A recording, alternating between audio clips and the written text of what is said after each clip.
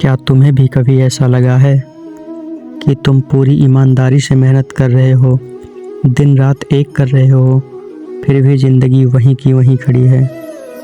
तुम थक चुके हो पर हार मानना नहीं चाहते।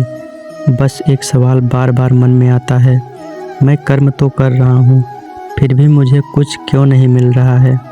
यही प्रश्न एक दिन अर्जुन ने भी किया था। रणभूमि में खड़ा अर्जुन हथियार हाथ में था, पर मन डगमगा रहा था।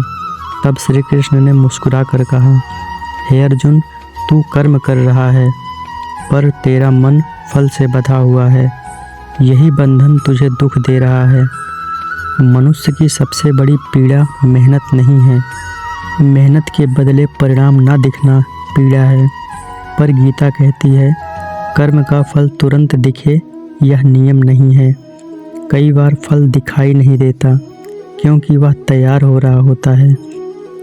जैसे मिट्टी के नीचे बीज अंधेरे में रहता है, पर वही अंधेरा उसे जड़ें देना सिखाता है। आज अगर तुम्हें लग रहा है कि भगवान तुम्हें अनदेखा कर रहे हैं, तो धैर्य रखना। ईश्वर कभी अनदेखा नहीं करते, वे अदृश्य रूप से निर्माण करते हैं। तुम सोचते हो कि तुम्हारी मेहनत व्यर्थ जा रही है, पर श्री कृष्ण कहते हैं, इस सृष्टि में कोई भी कर्म नष्ट नहीं होता। हर पसीने की बूंद, हर जागी हुई रात, हर टूटा हुआ भरोसा, सब कुछ तुम्हारे भविष्य में जुड़ा हुआ है। समस्या यह नहीं कि तुम्हें फल नहीं मिल रहा है, समस्या यह है कि तुम समय से पहले फल मांग रहे हो। श्रीमद् भगवद गीता कहती है, जिन्हें जल्दी फल मिल जाता है वह उसे संभाल नहीं पाता, और जिसे देरी से मिलता है वह उसे जीवन बना लेता है। हे मनुष्य, अगर आज तुम्हें संघर्ष मिला है तो स्वयं को कमज़ोर मत समझो। संघर्ष उन्हें मिलता है जिनमें आगे चलकर दूसरों को रास्ता दिखाने की क्षमता होती है। ईश्वर साधारण आत्माओं पर असाधारण भार नहीं रखते।